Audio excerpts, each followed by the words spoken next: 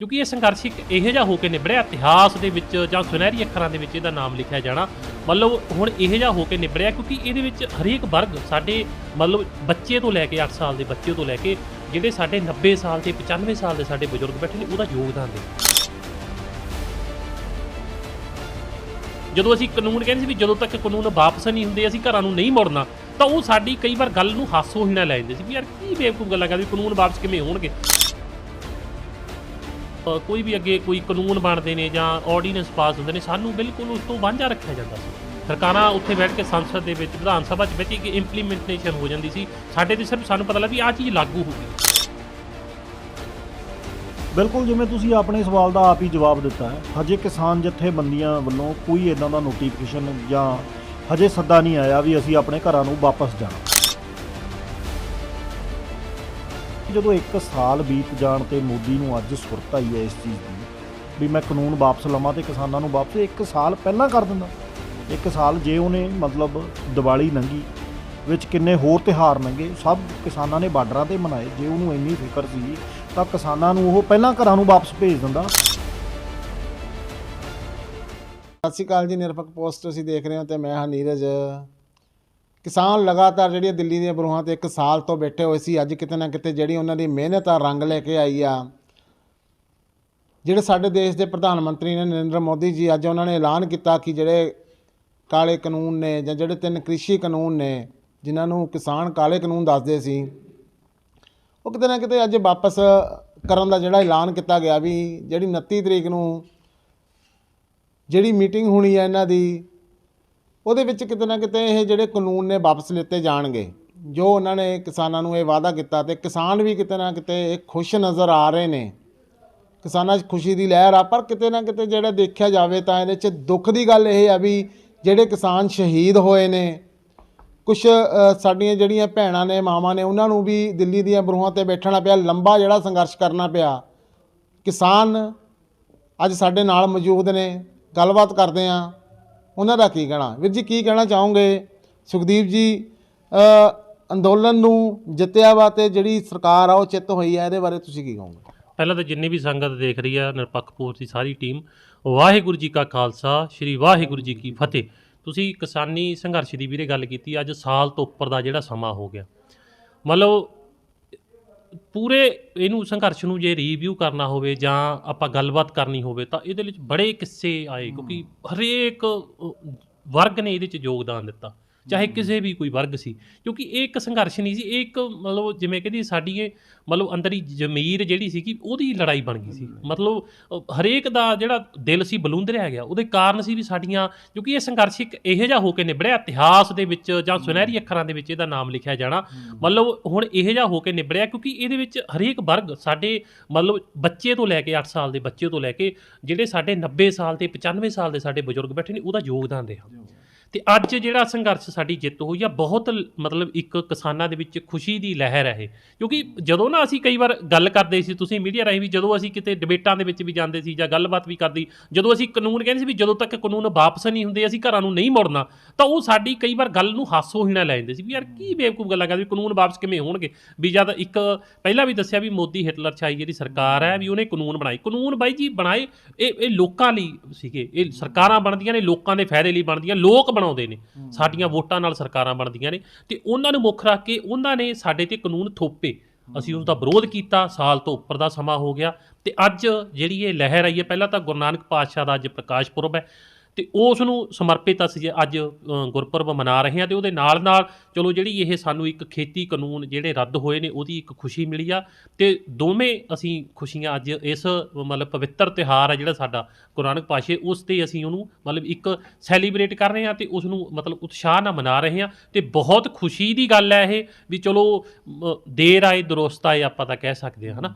ਸਾਡਾ ਸਬਰ ਪਰਖਿਆ ਗਿਆ। ਇਹ ਪਹਿਲੀ ਵਾਰ ਸਾਡੇ ਨਾਲ ਨਹੀਂ ਹੋਇਆ ਹੈ ਵੀ ਜੇ ਅਸੀਂ ਕਹੀਏ ਵੀ ਸਾਡੇ ਸੰਘਰਸ਼ ਅਸੀਂ ਪਹਿਲੀ ਵਾਰ ਕੀਤਾ ਜਾਂ ਜਿੱਤਾਂ ਪਹਿਲੀ ਵਾਰ। ਇਹ ਜਿਹੜਾ ਪੰਜਾਬ ਆ, ਪੰਜਾਬ ਸ਼ੁਰੂ ਤੋਂ ਧਾੜਵੀ ਇੱਥੇ ਹਮਲਾ ਕਰਨ ਵੀ ਆਏ, ਸਾਰਾ ਕੁਝ ਇਤਿਹਾਸ ਆ ਉਹ ਕਦੇ ਫੇਰ ਆਪਾਂ ਲੰਬੀਆਂ ਗੱਲਾਂ ਬਾਤਾਂ ਦੇ ਵਿੱਚ ਕਰਾਂਗੇ। ਪਰ ਅੱਜ ਦੇ ਸਮੇਂ ਦੀ ਗੱਲ ਕਰੀਏ ਵੀ ਖੇਤੀ ਕਾਨੂੰਨ ਜਿਹੜੀ ਹਿਟਲਰ ਸ਼ਾਹੀ ਅੱਜ ਸਾਲ ਤੋਂ ਉੱਪਰ ਦਾ ਸਮਾਂ ਤੇ ਮੈਂ ਕਹਿੰਦਾ ਸੰਘਰਸ਼ ਜਿੱਤ ਕੇ ਪੂਰੇ ਚੜ੍ਹਦੀ ਕਲਾ ਦੇ ਵਿੱਚ ਨੇ। ਜਿਵੇਂ ਮੈਂ ਅੱਗੇ ਵੀ ਕਹਿੰਦਾ ਵੀਰ ਬੰਟੀ ਵੀਰ ਵੀ ਸਾਡਾ ਬੜਾ ਕੈਮਰਾਮੈਨ, ਇਹ ਕਹਿੰਦਾ ਹੁੰਦਾ ਗੂੰਜਾਂ ਪਵਾ ਦਿਆਂਗੇ। ਮੈਂ ਕਈ ਵਾਰ ਲਫ਼ਜ਼ ਇਹ ਕਹਿੰਦਾ ਹੁੰਦਾ ਵੀ ਗੂੰਜਾਂ ਪਵਾ ਦਿਆਂਗੇ। ਤੇ ਹੁਣ ਵੀ ਜਦੋਂ 29 ਤਰੀਕ ਦਾ ਸੈਸ਼ਨ ਆ ਉਹਦੇ ਵਿੱਚ ਬਕਾਇਦਾ ਕਾਨੂੰਨੀ ਜਿਹੜੀ ਪ੍ਰਕਿਰਿਆ ਹੈਗੀ ਆ ਇੱਕ ਸਰਕਾਰ ਦੀ, ਉਹਦੇ ਵਿੱਚ ਇਹਨਾਂ ਨੇ ਸੰਸਦ ਦੇ ਵਿੱਚ ਮਤੇ ਲਿਆ ਕੇ ਇਹਨੂੰ ਵਾਪਸ ਕਰਨੇ ਆ। ਉਹੀ ਗੱਲ ਆ ਵੀ ਉੱਥੋਂ ਜਕਾਰੇ ਲਾਉਂਦੇ, ਗੂੰਜਾਂ ਪੈਂਦੇ, ਅਸੀਂ ਘਰਾਂ ਨੂੰ ਆਵਾਂਗੇ, ਸਾਡੇ ਬਜ਼ੁਰਗਾਂ ਨੂੰ ਹਾਰ ਪਾ ਕੇ, ਬੀਬੀਆਂ ਨੂੰ ਅਸੀਂ ਨਮਸਤੇ ਕਰਕੇ, ਉੱਥੇ ਬਜ਼ੁਰਗਾਂ ਮਾਵਾਂ ਭੈਣਾਂ ਨੂੰ ਅਸੀਂ ਆਪਦੇ ਘਰਾਂ ਨੂੰ ਇੱਕ ਖੁਸ਼ੀ ਦਾ ਮਾਹੌਲ ਲੈ ਕੇ ਦਿੱਲੀ ਦੇ ਬਰੂਹਾਂ ਦੇ ਉੱਤੋਂ ਪਰਤਾਂਗੇ ਤੇ ਕਾਲੇ ਕਾਨੂੰਨ ਰੱਦ ਕਰਾ ਕੇ ਅਸੀਂ ਘਰਾਂ ਨੂੰ ਆਵਾਂਗੇ। ਗੂੰਜਾਂ ਤਾਂ ਤੁਸੀਂ ਜ਼ਰੂਰ ਪਵਾ ਦਿੱਤੀਆਂ ਨੇ ਕਿਸਾਨਾਂ ਨੇ, ਕਿਉਂਕਿ ਕਿਸਾਨ ਮਜ਼ਦੂਰ ਏਕਤਾ ਜਿੰਦਾਬਾਦ ਦਾ ਜਿਹੜਾ ਨਾਅਰਾ ਸੀ ਉਹ ਕਿਤੇ ਨਾ ਕਿਤੇ ਸਫਲ ਹੋਇਆ ਵਾ। ਪਰ ਦੇਖਿਆ ਜਾਵੇ ਤਾਂ ਜਿਹੜੇ ਸਾਡੇ ਦੇਸ਼ ਦੇ ਪ੍ਰਧਾਨ ਮੰਤਰੀ ਨੇ ਨਰਿੰਦਰ ਮੋਦੀ ਜੀ, ਉਹਨਾਂ ਨੇ ਅੱਜ ਲਾਈਵ ਹੋਇਆ ਤਾਂ ਜਦੋਂ ਮਾਫੀ ਵੀ ਮੰਗੀ ਆ ਕਿ ਮੈਂ ਸਾਰੇ ਦੇਸ਼ ਵਾਸੀਆਂ ਤੋਂ ਮਾਫੀ ਮੰਗਦਾ ਵਾਂ, ਤੇ ਲੱਗਦਾ ਨਹੀਂ ਵੀ ਜਿਹੜੀ ਗਲਤੀ ਇਹਨਾਂ ਨੇ ਉਦੋਂ ਕੀਤੀ ਸੀਗੀ ਤੇ ਉਹਨੂੰ ਜਦ ਹੀ ਮੰਨ ਲੈਣਾ ਚਾਹੀਦਾ ਸੀ। ਇੰਨੇ ਟਾਈਮ ਬਾਅਦ ਕੀਤਾ ਤੇ ਜਿਹਦੇ ਨਾਲ ਮਾਹੌਲ ਵੀ ਜਿਹੜਾ ਕਿਤੇ ਨਾ ਕਿਤੇ ਖਰਾਬ ਹੋਏ ਨੇ। ਬਿਲਕੁਲ ਬਾਈ ਜੀ ਹੋਏ ਨੇ, ਮਾਹੌਲ ਤਾਂ ਖਰਾਬ ਤੁਸੀਂ ਦੇਖੇ ਨੇ ਵੀ ਕਿਹੜੇ ਆਏ ਨੇ। ਜਦੋਂ ਇੱਥੋਂ 26 ਤੋਂ ਪਹਿਲਾਂ ਤਾਂ ਆਪਾਂ ਪੰਜਾਬ ਦੇ ਵਿੱਚ ਸੰਘਰਸ਼ ਕੀਤਾ, ਪੰਜਾਬ, ਹਰਿਆਣਾ, ਯੂਪੀ, ਰਾਜਸਥਾਨ, ਸਾਰੇ ਪੂਰੇ ਭਾਰਤ ਨੇ ਆਪਦੇ ਸਟੇਟਾਂ ਦੇ ਵਿੱਚ। ਫਿਰ ਦਿੱਲੀ ਦੀ ਕਾਲ ਸੀ, ਦਿੱਲੀ ਦੇ ਵਿੱਚ ਜਾ ਕੇ ਉੱਥੇ ਸੰਘਰਸ਼ ਕੀਤਾ। ਚਾਹੇ ਹਰੇਕ ਰੁੱਤਾਂ ਆਈਆਂ, ਗਰਮੀ, ਸਰਦੀ, ਬਾਰਿਸ਼, ਕਿੰਨੇ ਝੱਖੜ, ਤੂਫਾਨ, ਮਤਲਬ ਕਿਹੇ ਜਿਹੇ ਉੱਥੇ ਦਿਨ ਜਿਹੜੇ ਰਾਤਾਂ ਮਤਲਬ ਇੱਕ ਜਾ ਕੇ ਕੱਟੀਆਂ। ਸਿਰਫ ਉਹ ਕੀ ਸੀ ਵੀ ਸਾਡੀਆਂ ਜਿਹੜੀਆਂ ਆਉਣ ਵਾਲੀਆਂ ਪੀੜ੍ਹੀਆਂ ਨੇ ਕਿਤੇ ਸਾਨੂੰ ਤਾਨੇ ਨਾ ਮਾਰਨ ਵੀ ਜਿਹੜਾ ਤੁਸੀਂ ਸਾਡੇ ਬਜ਼ੁਰਗਾਂ ਨੇ ਵੀ ਤੁਸੀਂ ਸਾਡੇ ਲਈ ਕੀ ਕੀਤਾ।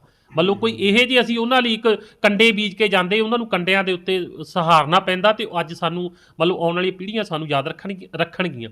ਤੇ ਜਿਹੜੀਆਂ ਮੁਸ਼ਕਲਾਂ ਆਈਆਂ ਨੇ, ਮੁਸ਼ਕਲਾਂ ਤਾਂ ਬਾਈ ਜੀ ਆਉਂਦੀਆਂ ਹੁੰਦੀਆਂ ਨੇ, ਸੰਘਰਸ਼ਾਂ ਦੇ ਵਿੱਚ ਮੁਸ਼ਕਲਾਂ ਵੀ ਆਉਣੀਆਂ ਨੇ, ਤੰਗੀਆਂ ਤੁਰਸ਼ੀਆਂ, ਸਾਰਾ ਕੁਝ ਆਉਣਾ।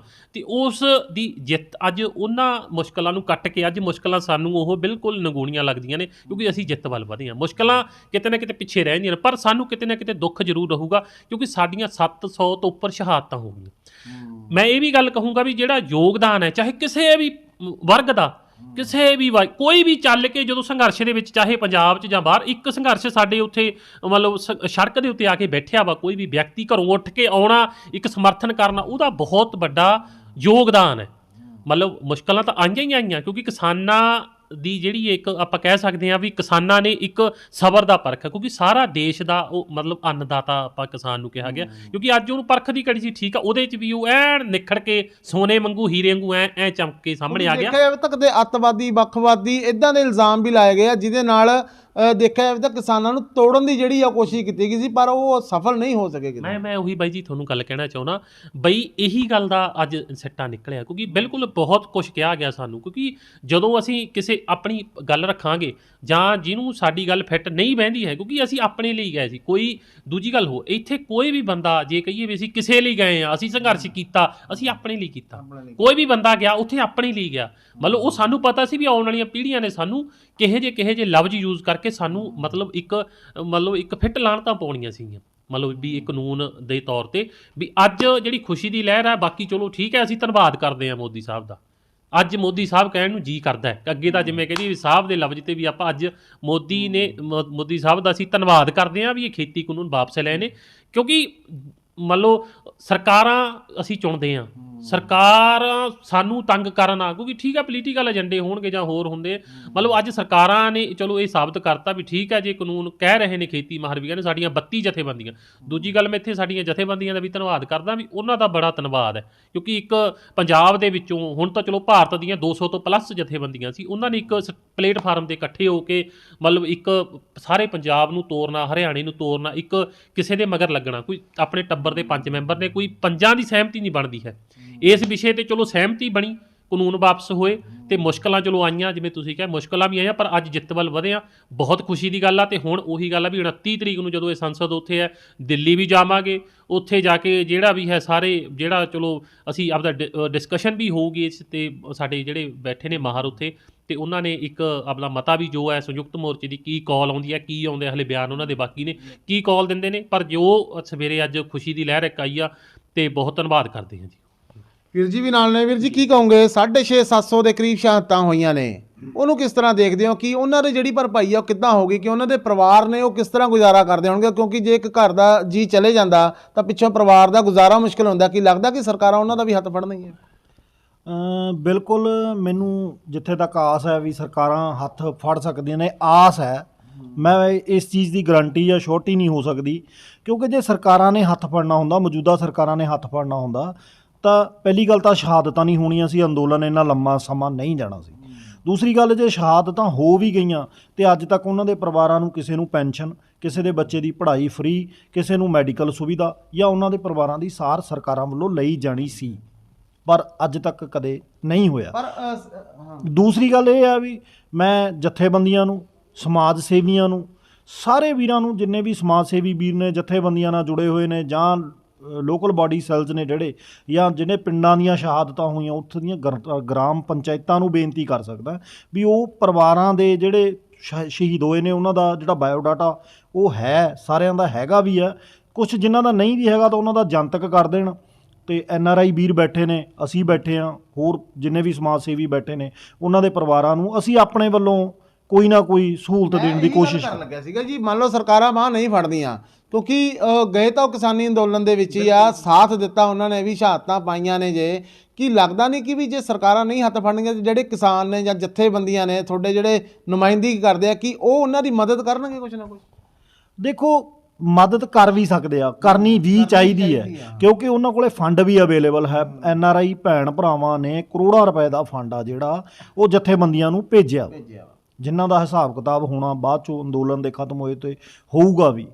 ਤੇ ਮੈਂ ਜਥੇਬੰਦੀਆਂ ਨੂੰ ਪਹਿਲ ਦੇ ਆਧਾਰ ਤੇ ਬੇਨਤੀ ਕਰਦਾ ਵੀ ਉਹਨਾਂ ਦੇ ਬਾਇਓਡਾਟੇ ਲੈ ਕੇ ਉਹਨਾਂ ਦੇ ਬੱਚਿਆਂ ਨੂੰ ਬਣਦੀਆਂ ਸਹੂਲਤਾਂ, ਕਿਉਂਕਿ ਜਿਹੜੇ ਅੰਦੋਲਨ ਦੇ ਵਿੱਚ ਸ਼ਹੀਦ ਹੋ ਗਏ ਜਾਂ ਫੌਜ 'ਚ ਸ਼ਹੀਦ ਹੋ ਜਾਂਦੇ ਆ, ਉਹ ਕਦੇ ਵਾਪਸ ਤਾਂ ਆਉਂਦੇ ਨਹੀਂ ਆਪਣੇ ਪਰਿਵਾਰਾਂ ਕੋਲੇ, ਪਰ ਉਹਨਾਂ ਨੂੰ ਸਹੂਲਤਾਂ ਦੇਣ ਦੀ ਆ ਜਿਹੜੀ ਆਪਦੇ ਵੱਲੋਂ ਕੋਸ਼ਿਸ਼ ਆ ਜਥੇਬੰਦੀਆਂ ਨੂੰ ਕਰਨੀ ਚਾਹੀਦੀ ਆ। ਦੂਸਰੀ ਸਮਾਜ ਸੇਵੀਆਂ ਨੂੰ ਕਰਨੀ ਚਾਹੀਦੀ ਆ। ਤੀਸਰੀ ਸਾਰਿਆਂ ਤੋਂ ਵੱਡੀ ਸਰਕਾਰਾਂ ਤੋਂ ਜਿੰਨੀ ਕੁ ਆਸ ਕਰੀ ਜਾਂਦੀ ਆ, ਤੀਸਰੇ ਨੰਬਰ 'ਤੇ ਸਰਕਾਰ ਤੋਂ ਅਸੀਂ ਆਸ ਕਰਦੇ ਹਾਂ ਬਈ ਜੇ ਕੋਈ ਪਰਿਵਾਰ ਨੂੰ ਸਰਕਾਰੀ ਸਹੂਲਤ ਮਿਲ ਸਕਦੀ ਹੈ, ਕਿਸੇ ਨੂੰ ਪੈਨਸ਼ਨ ਲੱਗ ਸਕਦੀ ਹੈ, ਕਿਸੇ ਦੇ ਬੱਚੇ ਨੂੰ ਨੌਕਰੀ ਮਿਲ ਸਕਦੀ ਆ, ਤਾਂ ਉਹ ਜ਼ਰੂਰ ਕੋਸ਼ਿਸ਼ ਕਰਨ। ਸੁਖਦੀਪ ਜੀ, ਮੈਂ ਤੁਹਾਡੇ ਵੱਲ ਆਉਣਾ। CM ਚੰਨੀ ਆ ਜਿਹੜੇ ਪੰਜਾਬ ਦੇ, ਉਹਨਾਂ ਨੇ ਕਿਹਾ ਕਿ ਜਿਹੜੇ ਕਿਸਾਨ ਸ਼ਹੀਦ ਹੋਏ ਨੇ, ਜਿਨ੍ਹਾਂ ਨੇ ਸ਼ਹਾਦਤਾਂ ਪਾਈਆਂ ਨੇ, ਅਸੀਂ ਉਹਨਾਂ ਨੂੰ ਸਰਕਾਰੀ ਨੌਕਰੀ ਦੇਵਾਂਗੇ ਜਾਂ ਮੁਆਵਜ਼ਾ ਵੀ ਦੇਵਾਂਗੇ। ਕੀ ਲੱਗਦਾ ਕਿ ਜਿਹੜੀ ਪੰਜਾਬ ਸਰਕਾਰ ਆ ਉਹ ਫਿਰ ਇਹਨਾਂ ਦੇ ਨਾਲ ਖੜੂਗੀ ਜਾਂ ਉਹ ਬਿਆਨਾਂ ਤੱਕ ਹੀ ਸੀਮਤ ਆ? ਬਾਈ ਜੀ, ਮੈਂ ਤੁਹਾਨੂੰ ਉਹੀ ਗੱਲ ਤਾਂ ਪਹਿਲਾਂ ਵੀ ਆਪਾਂ ਗੱਲ ਇਸ ਦੇ ਕੀਤੀ ਹੈ। ਬਿਲਕੁਲ, ਜੇ ਉਹ ਇਸ ਦੇ ਲਈ ਮਤਲਬ ਕਦਮ ਪੁੱਟਦੇ ਨੇ ਉਹ ਤਾਂ ਬੜਾ ਸ਼ਲਾਘਾਯੋਗ ਕਦਮ ਹੋਊਗਾ। ਜੇ ਨਹੀਂ ਪੁੱਟਦੇ ਤਾਂ ਹੋਰ ਵੀ ਜਿਹੜਾ ਹੁਣ ਸੰਘਰਸ਼ ਚੱਲਿਆ, ਮੈਂ ਉਹੀ ਪਹਿਲਾਂ ਵੀ ਵੀਰ ਉਹਨਾਂ ਨਾਲ ਜਾਂ ਤੁਹਾਡੇ ਚੈਨਲ ਦੇ ਮਾਧਿਅਮ ਰਾਹੀਂ ਇਹੀ ਡਿਸਕਸ ਕੀਤਾ ਵੀ ਅੱਜ ਜਿਹੜਾ ਇਹ ਸੰਘਰਸ਼ ਸੀ, ਕਿਤੇ ਨਾ ਕਿਤੇ ਨਾ ਸਾਨੂੰ ਸੁੱਤੇ ਪਿਆਂ ਨੂੰ ਜਗਾਇਆ ਸੰਘਰਸ਼ ਨੇ। ਮਤਲਬ ਅੱਗੇ ਜਾਗਰਤੀ ਨਹੀਂ ਸੀ ਵੀ ਸਾਨੂੰ, ਮਤਲਬ ਕਈ ਵਾਰ ਅਸੀਂ ਇਹ ਕਹਿੰਦੇ ਸੀ ਵੀ ਸਾਨੂੰ ਜਿਹੜੀਆਂ ਸਰਕਾਰਾਂ ਨੇ ਜਾਂ ਕੋਈ ਵੀ ਅੱਗੇ ਕੋਈ ਕਾਨੂੰਨ ਬਣਦੇ ਨੇ ਜਾਂ ਆਰਡੀਨੈਂਸ ਪਾਸ ਹੁੰਦੇ ਨੇ, ਸਾਨੂੰ ਬਿਲਕੁਲ ਉਸ ਤੋਂ ਵਾਂਝਾ ਰੱਖਿਆ ਜਾਂਦਾ ਸੀ। ਸਰਕਾਰਾਂ ਉੱਥੇ ਬੈਠ ਕੇ ਸੰਸਦ ਦੇ ਵਿੱਚ, ਵਿਧਾਨ ਸਭਾ 'ਚ ਵਿੱਚ ਇੱਕ ਇੰਪਲੀਮੈਂਟੇਸ਼ਨ ਹੋ ਜਾਂਦੀ ਸੀ ਸਾਡੇ ਤੇ, ਸਿਰਫ ਸਾਨੂੰ ਪਤਾ ਲੱਗ ਵੀ ਆਹ ਚੀਜ਼ ਲਾਗੂ ਹੋਊਗੀ।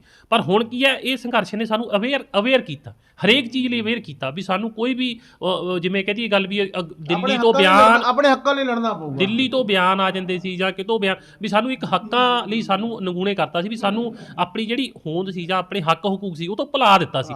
ਹੁਣ ਸਾਨੂੰ ਅੰਦੋਲਨ ਨੇ ਬਿਲਕੁਲ ਸਾਨੂੰ ਇੱਕ ਸੁਹਿਰਦ ਮਾਹੌਲ ਦਿੱਤਾ ਵਾ, ਇੱਕ ਬਹੁਤ ਵਧੀਆ એનર્ਜੀ ਦੇ ਨਾਲ ਇਹ ਕਾਨੂੰਨ ਵਾਪਸ ਆਏ ਨੇ। ਤੇ ਮਤਲਬ ਜਿਹੜੇ ਸਾਡਾ ਯੂਥ ਹੈ, ਮਤਲਬ ਉਹਨੇ ਅੱਜ ਜਾਗਰਤੀ ਆਈ ਆ। ਅੱਗੇ ਸਾਨੂੰ ਕਿਸੇ ਮਤਲਬ ਇੱਕ ਚਾਹੇ ਸਾਨੂੰ ਕਿਸੇ ਵੀ ਵਰਗ ਨਾਲ ਸਾਨੂੰ ਮਤਲਬ ਇੱਕ ਪਿੱਛੇ ਕੀਤਾ ਗਿਆ, ਚਾਹੇ ਉਹ ਨਸ਼ੇ ਦੇ ਦਲਦਲ ਲਾ ਲਓ ਜਾਂ ਹੋਰ ਸਾਨੂੰ ਕਈ ਤਰੀਕਿਆਂ ਕਰਕੇ ਸਾਨੂੰ ਨੌਜਵਾਨੀ ਨੂੰ ਪਿੱਛੇ ਕੀਤਾ। ਅੱਜ ਨੌਜਵਾਨੀ ਨੇ ਇੱਕ ਸਾਬਤ ਕਰਤਾ, ਇਹਦੇ ਵਿੱਚ ਨੌਜਵਾਨੀ ਦਾ ਬਹੁਤ ਵੱਡਾ ਯੋਗਦਾਨ ਹੈ। ਇਹਦੇ ਵਿੱਚ ਕਿਸਾਨੀ ਸੰਘਰਸ਼ ਦੇ ਵਿੱਚ ਇੱਕ ਨੌਜਵਾਨਾਂ ਨੇ ਮੂਹਰੇ ਹੋ ਕੇ ਪੂਰੇ ਸੰਘਰਸ਼ ਦੀ ਵਾਂਗਡੋਰ ਸੰਭਾਲੀ।